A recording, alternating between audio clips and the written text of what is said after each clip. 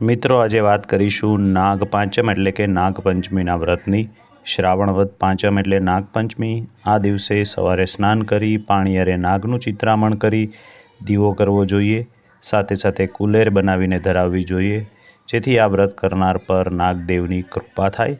તો મિત્રો, નાગદેવની આ રીતે પૂજા કર્યા બાદ તેની વ્રતકથા સાંભળવાની હોય છે। મિત્રો, વ્રતકથા સાંભળીએ। એક ગામની અંદર એક ડોસી હતી, તેને 7 દીકરાઓ હતા અને 7 દીકરાઓ પરણેલા હતા। એમાં સૌથી નાની વહુ એ ગરીબ પિયરિયાની દીકરી હતી, જેને ઘરે કોઈ માતા કે પિતા ન હતા। આથી તેમને ઘરનું બધું જ કામ કરવું પડતું હતું અને વધ્યું ઘટ્યું ખાવું પડતું હતું।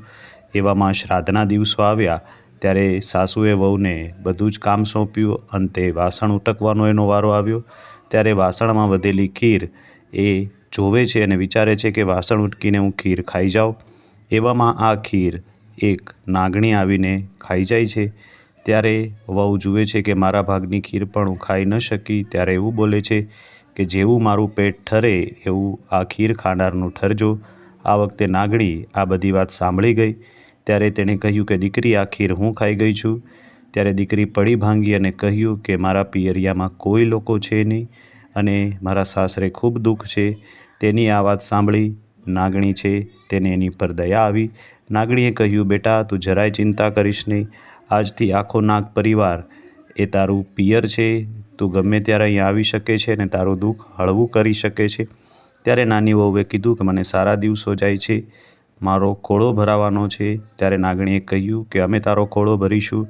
આમ નાની વહુ ઘરે ચાલી અને બરાબર ખોળો ભરવાનો દિવસ આવ્યો ત્યારે નાગ પરિવાર એ નાની દીકરીને ઘરે આવે છે, ધામધૂમથી તેનો ખોળો ભરાય છે, હીરા ઝવેરાત ભેટમાં આપે છે અને દીકરીને સાથે લઈ જાય છે।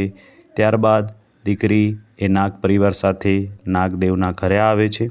ત્યાં એક સુંદર બાળકને જન્મ આપે છે। એ દીકરો જ્યારે આણું વળાવે છે ત્યારે નાગ પરિવાર તેને સોના રૂપા અને કિંમતી ઘરેણાં આપે છે। સાથે સાથે તેમની આ દીકરીને નાગદેવ 15 ગાય અને 7 ભેંસ પણ આપે છે, જેથી ઘરમાં તેના માન વધી જાય છે।